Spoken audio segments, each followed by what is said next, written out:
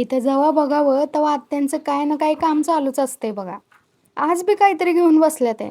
चला आपण त्यांना विचारू नक्की काय करतात. आत्या, काय काय चाललंय हे तुमचं?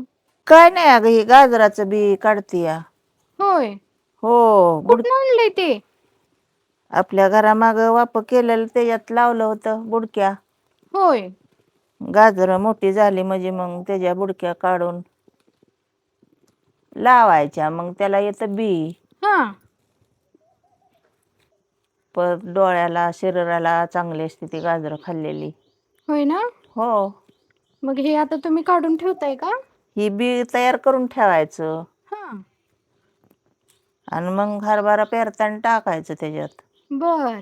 हो, चांगले चांगले. परत आणायचे कुदळीनं खांदून हा. आणि खायची भाकरी बरं सुद्धा. अभी मजा आएगा ना भिड़ो.